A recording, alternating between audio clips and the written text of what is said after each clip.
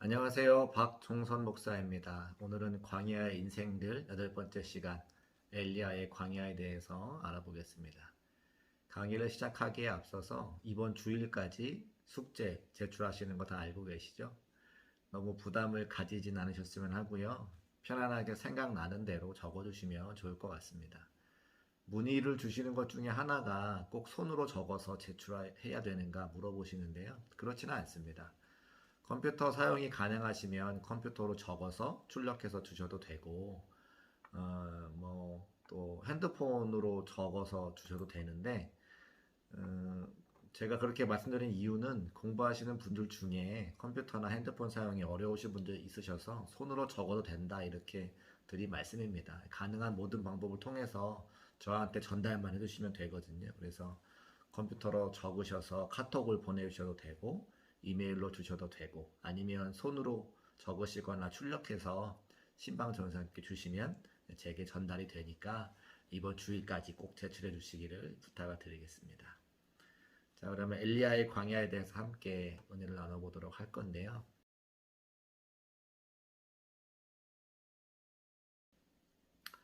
성경은 엘리야를 칭할 때에 이름 앞에 디셉 사람이라고 붙이고 있습니다. 열왕기상 17장 1절 말씀에 길르앗에 우거하는 자 중에 디셉 사람 엘리야가 아합에게 말하되 아멘. 예수님의 이름 앞에는 나사렛이라고 하는 이름표처럼 따라다니는 것이 있었죠. 룻도 마찬가지입니다. 모함 연이라고 하는 것이 꼬리표처럼 따라다녔습니다. 마찬가지로 엘리야에게도 디셉 사람이라고 하는 칭호가 항상 따라다니는데 그럼 디셉이 어딘가? 라고 물으신다면 이스라엘은 그런 동네가 없습니다. 디셉은 요단강 건너편 길르앗 산지, 지금으로 치면 이제 요르단 북부쯤 되는데요. 작은 산골 마을입니다.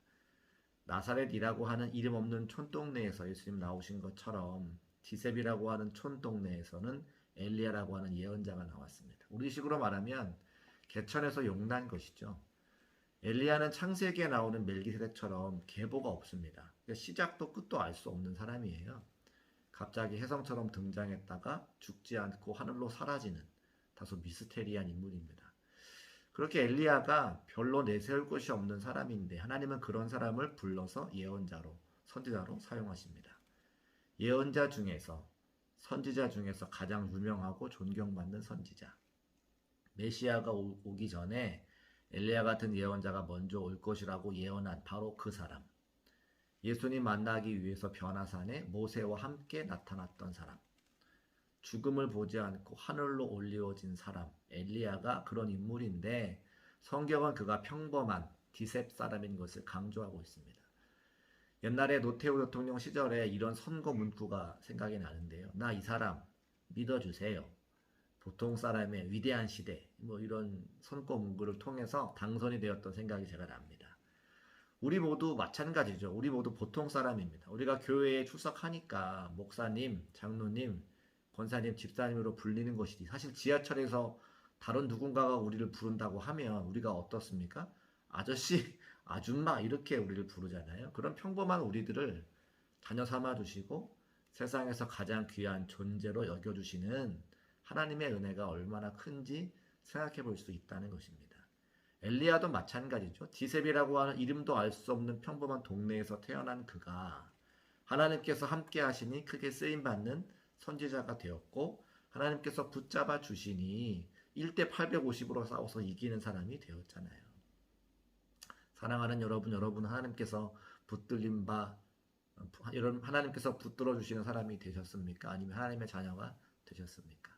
그러면 감사하면 좋겠어요. 그러면 찬송하면 좋겠고 하나님의 은혜가 큰 것을 기억하고 날마다 우리의 삶의 자리에서 감사와 찬송할 수 있는 저와 여러분 되시기를 주님의 이름으로 축복합니다.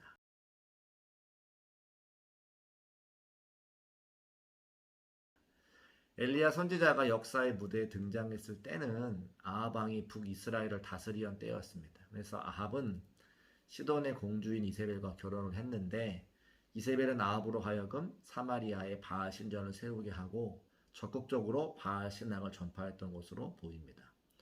그러자 하나님의 예언자들은 아합의 바알 숭배를 비난했고 이것 때문에 이세벨은 하나님의 예언자들을 학살했습니다. 이런 배경에서 등장한 엘리야 선지자는 아합에게 달려가서 가뭄이 일어날 것이라고 선언합니다. 엘리야 선지자의 가뭄 선언은 바알을 섬기는 이들에게 하나님께서 던지는 도전장이기도 한 것이죠. 바알 숭배자들은 폭풍의 신인 바알 덕분에 풍년이 든다고 여기고 있었기 때문입니다. 엘리야 선지자는 아합에게 그 유명한 갈멜산의 대결을 제안합니다. 바알의 선지자 450명과 아세라의 선지자 400명이 한편이 되어서 엘리야 선지자와 대결을 벌이게 될 것입니다. 양쪽에서 각각 제물을 준비하여 장작 위에 올려놓고 각자의 신에게 기도하여서 불을 내리게 하는 신을 참 신으로 받아들이자고 엘리야 선지자가 제안했고 백성은 모두 이것에 동의를 합니다. 이제 바알 선지자들은 아침부터 한낮이 될 때까지 기도했지만 불은 내리지 않았습니다. 엘리야 선지자는 자신의 제물 위에 4개의 항아리에 담긴 물을 3번씩 나눠 붓게 한 이후에 하나님께 당신이야말로 이 백성이 하나님이심을 저들이 알게 해달라 이렇게 기도를 하죠. 하늘에서 불이 내려와서 모든 것을 태워버리자 그제서야 양다리를 걸쳤던 백성들은 여호와 그는 하나님이시로다. 여호와 그는 하나님이시로라고 고백을 합니다. 엘리야 선지자와 백성들은 바알의 선지자들을 모두 잡아 기손시내로 끌고 가서 죽입니다. 이리하여 가뭄이 끝나고 비가 내립니다. 그러나 이 모든 일도 아합과 이세벨로 하여금 하나님을 하나님으로 알아보게 하는데 충분하지 않았습니다. 이세벨은 오히려 엘리야 선지자를 다음 날까지 죽이지 않으면 그 죽이지 않는 사람이 저주를 받게 될 것이라고 통보합니다. 엘리야 선지자가 이세벨이 두려워서 유다 광야로 도망을 가잖아요. 백성들을 주님께 돌아오게 하려고 갖은 노력을 다했던 엘리야 선지자의 절망감이 어느 정도였는지 광야에서 그가 하나님께 드린 기도를 통해서 알 수가 있습니다. 열왕기상 19장 4절 말씀입니다. 여호와여 넉넉하오니 지금 내 생명을 거두어 주옵소서. 나는 내 조상들보다 낫지 못하니이다.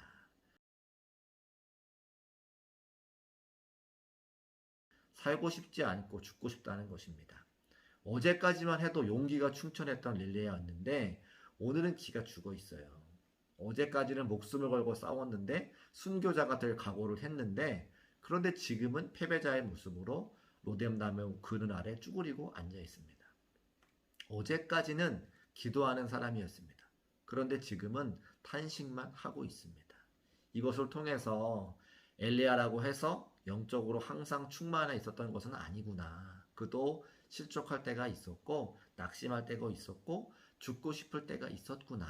우리가 알 수 있는 것이죠. 그러면 그는 왜 그런 침체의 광야로 들어가게 된 것인가? 몇 가지 이유가 있습니다. 첫 번째 이유는 생명의 위협을 받고 있었기 때문이에요. 이세벨은 바알 신앙의 본거지인 시돈 사람입니다.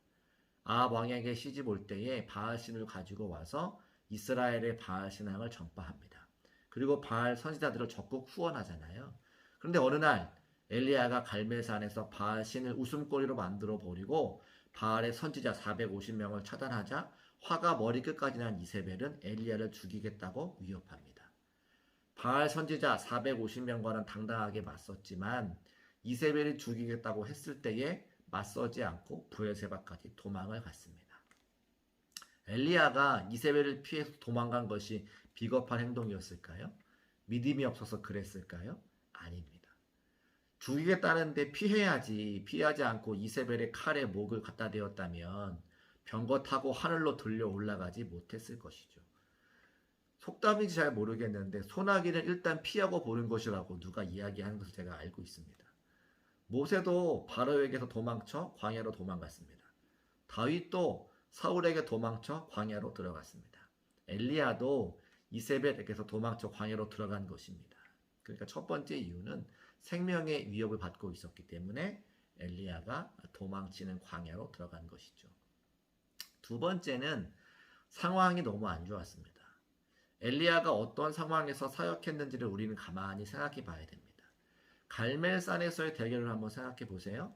바알의 선지자는 450명, 아세라의 선지자는 이제 대결 현장에 나타나지 않았지만 400명이라고 성경에 얘기하고 있잖아요. 교회가 하나인데 절이 850개의 상황이라고 생각하면 딱 맞습니다. 이것이 엘리야가 처한 상황이었다고 하는 거예요. 엘리야가 활동한 시기는 신앙적으로 최악의 상황이었습니다. 아합은 북왕국 29명의 왕 중에서 가장 사악한 왕이었습니다. 이세벨도 가장 지독한 왕비였어요. 엘리야를 죽이려고까지 하지 않았습니까? 그러니까 말하자면 엘리야는 교회를 무너뜨리고 목사를 잡아들이고 기독교를 탄압하는 상황에서 목회한 사람이었습니다. 한국이 이슬람 국가로 넘어가고 있다고 한번 가정해 보겠습니다. 그것을 막으려고 애를 써보지만 소용이 없다면 얼마나 절망적일까요? 엘리야의 시대가 바로 그랬다고 하는 것입니다. 여호와의 신앙이 바알 신앙으로 넘어가고 있는데 그것을 막으려고 안간힘을 다했지만 소용이 없었어요. 그래서 엘리야가 절망한 것입니다. 우리는 엘리야가 하늘에서 불을 내리게 하고 비가 오게 하는 등 놀라운 기적을 행한 것에 대해서만 이야기합니다. 왜 하나님께서 3년 동안 비를 내리지 않으셨는지, 왜 바알의 선지자들과 갈멜산에서 겨루게 하셨는지에 대해서 생각하지 않고 기적적인 일들이 일어난 것에만 관심을 둡니다. 어떻게 하면 우리도 엘리야와 같은 능력을 가질 수 있을지에 대해서만 우리는 관심을 갖고 있습니다. 그러나 우리는 엘리야가 얼마나 악조건 속에서 하나님의 일을 했는지를 생각해 봐야 된다고 하는 것이죠. 그것 때문에 침체의 광야로 들어가게 되는 것입니다. 세 번째 이유는 짐이 너무 무거웠기 때문이에요. 엘리야는 사역의 짐이 너무 무거워서 죽고 싶다고 했습니다. 더 이상 감당할 힘이 없다는 거예요. 한번 머릿속으로 상상해 보겠습니다. 깊은 산 속에 눈이 내리고 있습니다. 눈이 계속해서 내리고 있어요. 오래된 소나무에 눈이 쌓이죠? 처음에는 조금만 쌓였는데 눈이 계속 내리니까 그 눈이 차곡차곡 쌓입니다. 그러다 어느 한순간 우디직 하면서 가지가 부러지는 거예요. 마지막 눈 한 송이가 이미 쌓인 눈 위에 올라와 얹어지는 순간 나뭇가지가 더 이상 버티지 못하고 부러지고 만 것입니다. 엘리야가 지금 그랬다고 하는 거예요. 사역의 짐이 하나씩 쌓여지니까 너무 무겁게 느껴지고 만 것이죠. 그래서 영적인 침체에 빠지게 된 것입니다. 네 번째 이유는 하나님이 시키시는 대로 다 했는데도 안 됐기 때문입니다. 엘리야는 사실 대단한 사람입니다. 그는 기도로 하늘 문을 열기도 했고 닫기도 했습니다. 갈멜산에서는 450명의 바알 선지자들과 대결을 벌여서 승리를 거두었습니다. 어떻게 그런 대결을 벌일 생각을 했을까? 그날 하나님이 불을 내려주지 않으셨다면 어떻게 되었을까? 사실 엘리야가 믿음으로 기도해서 불을 내려주신 것이 아니죠. 엘리야는 그저 주의 말씀대로 행했을 뿐입니다. 하나님의 명령에 순종했을 뿐입니다. 말씀을 통해서 확인해 보려고 하는데요. 열왕기상 18장 36절 말씀, 여호와여 주께서 이스라엘 중에서 하나님이신 것과 내가 주의 종인 것과 내가 주의 말씀대로 이 모든 일을 행하는 것을 오늘 알게 하옵소서. 그날 대결은 하나님의 작품이었다고 하는 거예요. 3년의 가뭄 끝에 비가 온 것도 마찬가지입니다. 엘리야가 기도해서 비가 온 것이 아니고요. 하나님께서 그날 아침에 엘리야에게 비를 내려주겠다고 약속하셨기 때문에 비가 온 것입니다. 열왕기상 18장 1절 말씀, 여호와여 말씀이 엘리야에게 임하여 이르시되 너는 가서 아합에게 보이라. 내가 비를 지면에 내리리라. 아멘. 이스라엘 백성은 하나님을 떠나 바알을 섬겼습니다. 바알이 비를 내려준다고 믿었기 때문이죠. 그래서 하나님은 누가 비를 내려주는 신인지 보여주시기 위해서 3년 동안 하늘문을 닫고 비를 내려주지 않으셨던 것입니다. 3년 동안 비가 오지 않자 이스라엘 백성이 하나님 앞에 회개하고 돌아왔습니까? 그래서 하나님의 노여움을 풀고 다시 비를 내려주셨습니까? 아닙니다. 그들은 끝까지 회개하지 않았습니다. 하나님은 엘리야에게 비가 올 것이라고 하는 사실을 아합 왕에게 먼저 알려주라고 하셨습니다. 그에게 비를 내려주는 신은 바알이 아니라 하나님이라고 하는 사실을 알려주기 위해서였습니다. 엘리야는 아합 왕을 찾아가서 그 사실을 알리고 아합 왕이 보는 앞에서 기도합니다. 그리고 하나님의 약속대로 비가 내리기 시작했습니다. 엘리야는 하나님의 약속을 믿고 아합 왕 앞에서 기도한 것일 뿐 엘리야가 믿음으로 기도해서 하나님이 하늘에서 문을 열어주신 것이 아니라고 하는 것이죠. 가뭄 동안에 엘리야는 사르밧 과부의 집에 가서 머뭅니다. 과부가 사는 집에 선지자가 머물면 어떤 소문이 날지 뻔하지 않아요? 그런데 엘리야가 왜 그 집에 갔습니까? 하나님께서 지시하셨기 때문입니다. 열왕기상 17장 8절과 9절 말씀. 여호와의 말씀이 엘리야에게 임하여 이르시되 너는 일어나 시돈에 속한 사르밧으로 가서 거기 머물라. 그 과부의 집에 기근이 끝나기까지 쌀과 기름이 떨어지지 않는 기적이 일어났습니다. 어떻게 그런 기적이 일어났습니까? 엘리야가 기도했기 때문인가요? 아닙니다. 이 또한 하나님이 명하신 대로 순종했기 때문입니다. 열왕기상 17장 14절 말씀. 이스라엘 하나님 여호와의 말씀이 나 여호와가 비를 지면에 내리는 날까지 그 통의 가루가 떨어지지 아니하고 그 병의 기름이 없어지지 아니하리라 하셨느니라. 아멘. 하나님은 엘리야를 통해 수많은 놀라운 역사를 행하셨습니다. 하지만 그 일들은 엘리야가 기도해서 일어난 일이 아니었습니다. 엘리야는 그저 하나님의 지시를 받아 순종한 것 뿐이었습니다. 엘리야는 처음부터 끝까지 하나님이 지시하시는 대로만 행했습니다. 비가 오지 않을 것이라고 선포한 것도, 그리 시냇가에 가서 숨은 것도, 사르밧 과부의 집에 간 것도, 갈멜산에서 비가 오게 해달라고 기도한 것도, 그리고 바알 선지자들과 대결한 것도, 나봇의 포도원 건으로 아합을 만난 것도, 아합에게 저주를 내리지 않고 그 아들에게 저주를 내린 것, 사마리아 왕 아하시아를 만나러 간 것도, 그리고 엘리사에게 기름을 부은 모든 것이 다 하나님의 지시대로 행하는 것들이었습니다. 엘리야 스스로 알아서 한 일은 거의 없어요. 모두 하나님의 명령대로 순종하는 것이죠. 그러나 사실은 하나님이 하라고 하는 일만 해도 충분합니다. 더 잘하려고 하지 않아도 됩니다. 우리가 엘리야처럼 하나님 앞에 순종하기만 하면 놀라운 일들이 일어날 것입니다. 우리가 믿음이 없어서가 아니라 순종하지 않기 때문에 하나님이 우리를 통해서 역사하시지 못하는 때가 더 많다고 하는 거예요. 우리는 하나님이 하라고 말씀하시는 것도 순종하지 않으면서 하나님을 위해서 위대한 일을 해보고 싶어 합니다. 하나님, 저에게 말씀하여 주옵소서. 제가 듣겠나이다. 사실은 이것만으로도 충분한데 말이죠. 하나님의 명령에는 귀 기울이지 않으면서 내 계획만 잔뜩 늘어놓을 때가 얼마나 많이 있습니까? 하나님을 위해 거창한 계획을 세우는 것보다 작은 일에 순종하는 것을 하나님은 더 기뻐하십니다.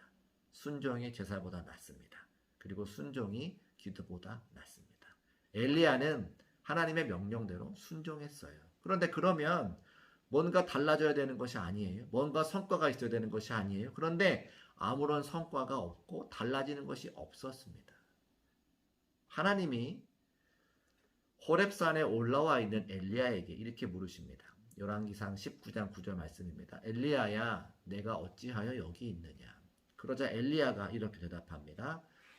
열왕기상 19장 10절 말씀.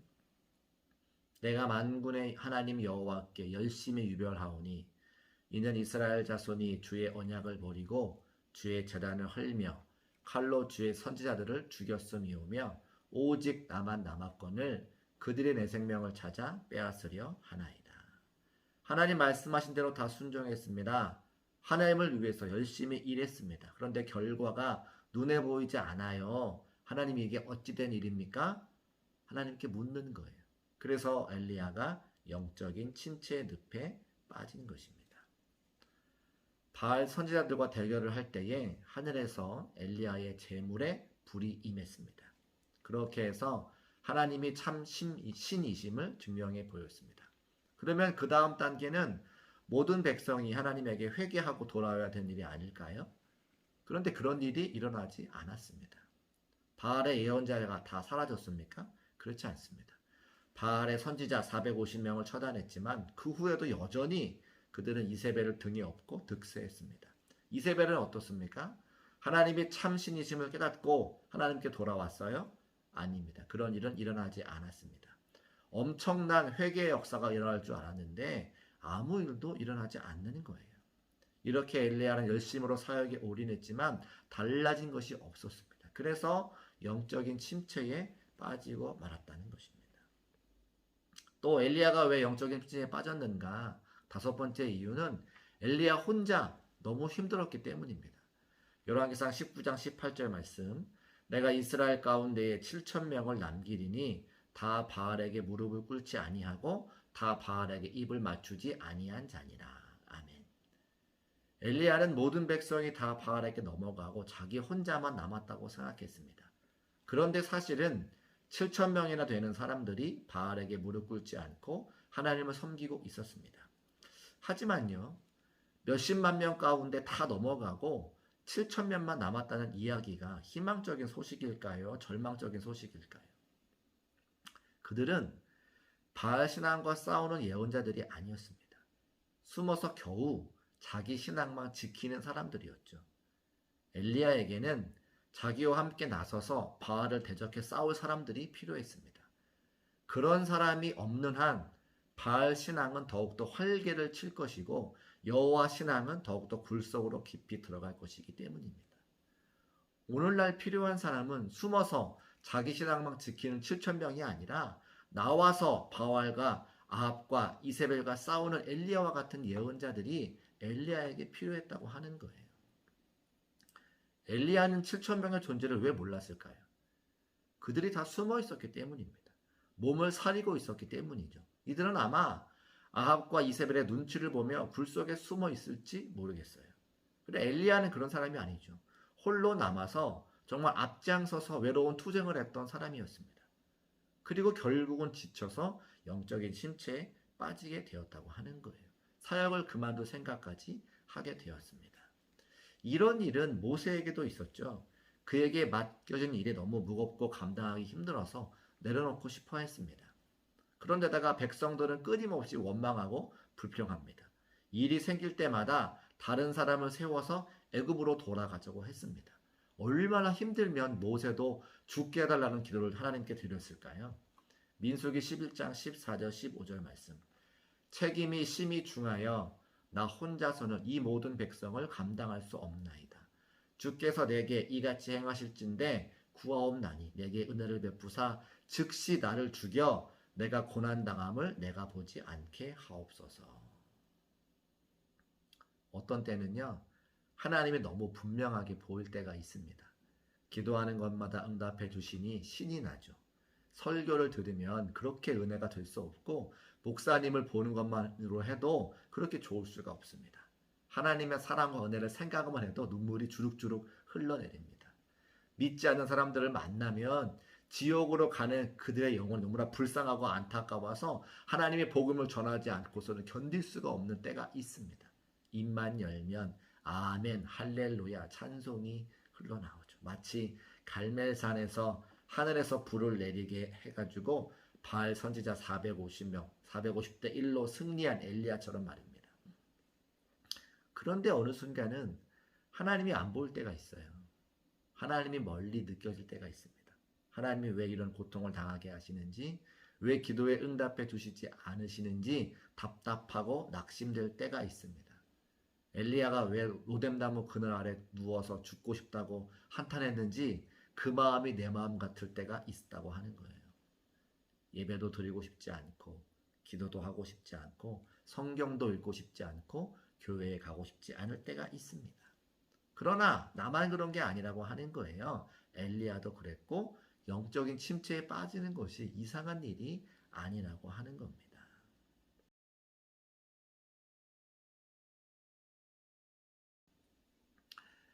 엘리야가 갈멜산에서 벌어진 바알과 아세라 선지자들과 대결해서 대승을 거둡니다. 3년 동안 비 한 방울 내리지 않았는데 그날 저녁 엘리야가 갈멜산 꼭대기에서 올라가 7번 기도했을 때에 비가 억수같이 쏟아졌습니다. 그러나 그런 그를 기다리고 있었던 것은 아합 왕의 아내 이세벨이 그를 죽이려 한다는 소식이었습니다. 엘리야는 이제 이세벨을 피해서 브엘세바까지 도망을 쳐왔죠. 성경에 단에서 브엘세바까지라고 하는 표현이 자주 등장하는데 이는 가나안의 지경을 이야기하는 표현입니다. 단은 가나안에서 사람이 살 수 있는 가장 최북단이고요. 브엘세바는 가장 최남단입니다. 브엘세바만 지나면 네게브 광야로 들어갈 수가 있습니다. 엘리야는 브엘세바까지 도망오지 않아도 돼요. 왜냐하면 북이스라엘의 왕비에게 쫓기고 있는 것이기 때문에 이스라엘과 유다의 경계만 넘으면 이세벨의 그 소나귀에서 벗어날 수가 있습니다. 예루살렘까지만 와도 충분히 안전했습니다. 그런데 브엘세바까지 내려왔죠. 단순히 이세벨에게서만 도망온 것이라면 브엘세바까지 내려올 필요가 없습니다. 광야까지 들어갈 필요는 더더욱 없는 것이죠. 그런데 왜 광야로 들어갔을까? 특별한 목적이 없이 광야에 들어가는 사람은 없습니다. 더군다나 혼자서 광야에 들어가는 사람은 없습니다. 왜냐하면 광야는 곳곳에 죽음이 도사리고 있기 때문이에요. 그런데 그런 광야를 엘리야는 혼자서 걸어 들어갑니다. 성경은 같이 도망온 사환을 브엘세바에 두고 엘리야 혼자 광야로 들어갔다고 밝히고 있습니다.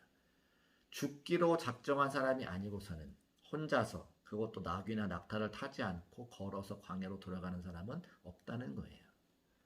하룻길을 간 다음 로뎀 나무 아래 누워 있을 때에 천사가 빵과 물을 가져다 주었습니다.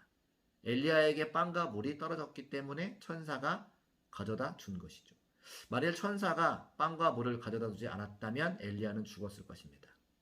엘리야가 살아서 광야를 나올 생각이었다면 충분한 양의 빵과 충분한 양의 물을 준비해서 들어갔을 텐데 그러지 않은 것으로 봐서 엘리야는 그가 기도한 것처럼 정말 죽고 싶었는지 잘 모르겠습니다.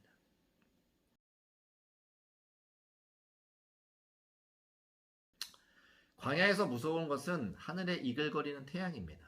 그늘을 찾지 못하면 위험해지죠. 나무 그늘이 없는 광야를 2-3시간 걸어가면 쓰러지고 맙니다. 엘리야는 머리 위에서 이글거리는 무서운 태양을 피해 그늘다운 그늘도 만들어주지 못하는 로뎀 나무 아래 누워 있습니다. 입으로는 죽고 싶다고 했지만 나무 그늘을 찾아간 것을 보면 살고 싶었던 것 같아요.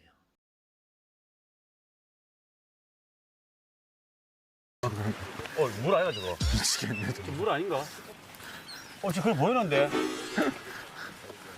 저 앞에 물 아니면 물. 왼쪽 저기 10시 방향에 저 물 아니에요? 난 저기 여기. 저거 물 아니야? 신기루 아니면 물이다 저거. 저 뭐지? 헛것이미나 이제. 저 왜 색깔이 저리니까 저? 저게 신기루일 가능성이 커. 근데 신기루가 있는 거야? 있지, 당연히 신기루가 있지. 뭐죠 근데? 신기루가 뭐냐면 이게 헛것이 아니라 바다나 어떤 물이 하늘에 반사가 돼서 이렇게 비쳐 보이는 거야. 그래서 우리가 봤을 때 이게 있는 것처럼 보이지만 가까이 가면은 없죠. 없지. 근데 이제 물이 있을 거라 생각 갔다가 없으면 어떻게 되겠어? 쓰러지는 거죠. 큰일 나는 거지. 차 갔다가 죽을 뻔했네 우리 이게. 글쎄. 죽을 뻔했어. 뭐라고? 차 갔다가 죽을 뻔했네. 나는 저게 어저께부터 보이더라고. 그랬어? 와, 이제 좀 덥다. 야 이거 지나면 나무 안 보이는데. 저 앞에 나무 하나 있다. 야, 저 나무 쪽으로 가야겠다, 형, 이제. 저 끝에 나무 하나 있고. 일로 가야 돼, 일로. 이거 지나면 맞죠? 지금 보이는 게 저게 다야. 나무가. 아, 이게. 여기서 마음 단대목 갑시다. 저까지 마음 단대목 가게 같은데.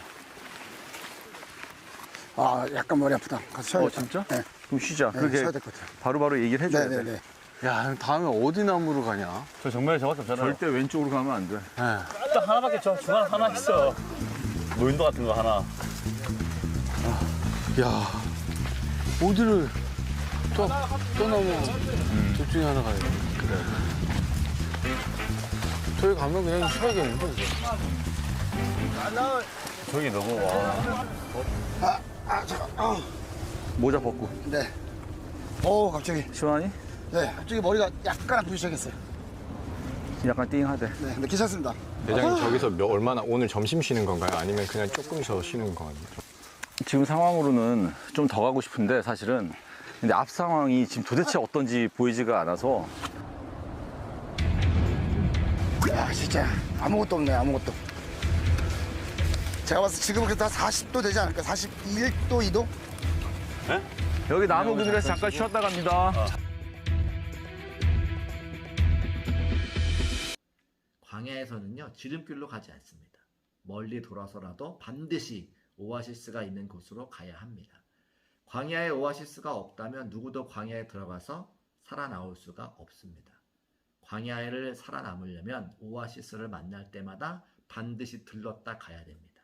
그런데 광야에서 오아시스만큼 중요한 것이 있어요. 그늘을 만들어주는 나무입니다. 광야에서는 물이 떨어져도 죽지만 나무 그리도 없어도 죽을 수 있습니다. 충분한 물이 있다 할지라도 그늘 없이 광야를 건너는 것은 위험한 일이라고 하는 거예요. 사막을 지나는 사람은 누구나 다음 목적지가 있습니다. 어디입니까? 오아시스입니다. 그러나 오아시스가 어디에나 있는 것은 아니죠. 오아시스에 도달할 때까지 나무를 만날 때마다 그늘에서 쉬어줘야만 오아시스를 찾을 수 있는 거예요. 나무 그늘이 없는 곳에서 반나절만 걸어보세요. 분명히 우리는 쓰러지고 말 것입니다. 사막에도 길이 있어요. 광야에도 길이 있습니다. 근데 그 길은 나무를 따라 나 있습니다. 사막을 지날 때, 광야를 지날 때 오아시스만 기대해서는 안 되고 작은 그늘이라도 있으면 쉬었다 가야 되는 곳이 바로 광야입니다. 시편 121편 5절과 6절 말씀, 이런 말씀이 있습니다. 여호와께서 내 오른쪽에서 내 그늘이 되시나니 낮에 해가 너를 상하게 하지 아니하며 밤에 달도 너를 해치지 아니하리로다. 하나님이 오른쪽에서 그늘이 되신다고 말씀하고 있습니다. 이게 무슨 말입니까? 성경에서는 동쪽을 앞으로 표현합니다. 그러면 남쪽이 오른쪽이 되겠죠. 해가 남쪽에 떠 있습니다. 정중앙에 떠 있는 거예요. 그러면 제일 더울 때죠. 12시부터 2시까지가 가장 더울 때입니다. 태양이 바로 내 머리 위에서 이글이글 거릴 때 광야의 2시는 가장 뜨거운 시간입니다. 그 시간에 걷는 사람이 없어요. 중동에서는 오후 2시가 되면 모두 문을 닫고 낮잠을 잡니다. 그런데 하나님은 그런 뜨거운 태양으로부터 우리를 지켜주시는 그늘이 되시는 분이라고 시편 121편에 기록하고 있다는 거예요. 또 시편 이사야서 25장 4절 말씀. 주는 포악자의 기세와 성벽을 치는 폭풍과 같을 때에 빈궁한 자의 요새이시며 환난당한 가난한 자의 요새이시며 폭풍 중에 피난처이시며 폭양을 피하는 그늘이 되셨사오니. 아멘. 그늘은 히브리어로 첼인데 우리가 함께 읽어야 될 다음 구절에서는 보호자라고 하는 뜻으로 옮겨집니다. 민수기 14장 9절 말씀. 그들은 우리의 먹이라. 그들의 보호자는 그들에게서 떠났고 여호와는 우리와 함께 하시느니라. 아멘. 로뎀나무는 나무 같지도 않은 나무이지만 광야를 지날 때는 로뎀나무 그늘이라도 쉬어가야 합니다. 엘리야가 로뎀나무 그늘을 찾아가지 않았더라면 죽고 말았을 것입니다. 죽고 싶어 광야로 들어간 엘리야를 살게 한 것은 바로 로뎀나무였습니다. 광야에는 로뎀나무 말고도 다른 나무들이 자라는데 그 중에 하나가 에셀나무입니다. 이 나무는 아브라함이 지나가는 나그네를 대접했던 바로 그 나무입니다. 로뎀나무와는 달리 굉장히 큰 나무입니다. 브에세바에 가면 이 나무들을 많이 볼 수 있습니다. 이 나무는 광야에서도 자라지만 그렇게 많지는 않아요.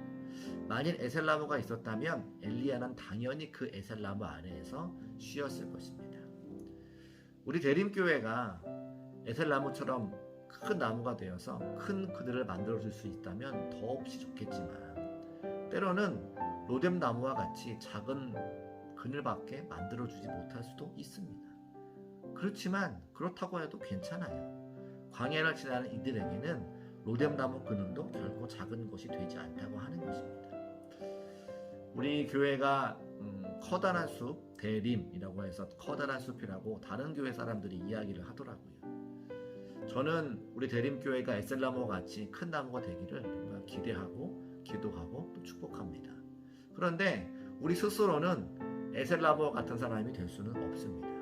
우리는 그저 로뎀나무와 같은 사람이 되는 것만 하더라도 감사한 일이죠. 내게 속해 있는 가정 공동체, 내게 속해 있는 속회 공동체, 또 내가 속해 있는 선교회 공동체를 보듬어 줄 수 있는, 그들에게 작은 그들을 만들어 줄 수 있는 로뎀나무와 같은 사람만 되더라도 감사할 것 같아요. 오늘 광야에 죽으러 갔던 엘리야가 로뎀나무를 만나서 그 그늘 안에서 생명을 얻은 것처럼 이 강의를 듣는 사랑하는 모든 성도님들이 에셀나무가 되지 못한다 할지라도 로뎀나무가 되어서 하나님 앞에 작은 그늘로 쓰임받아 사랑하는 믿음의 공동체를 섬길 수 있는 그런 사람들이 되시기를 주님의 이름으로 축복합니다. 감사합니다. 다음 주에 또 만나 뵙겠습니다.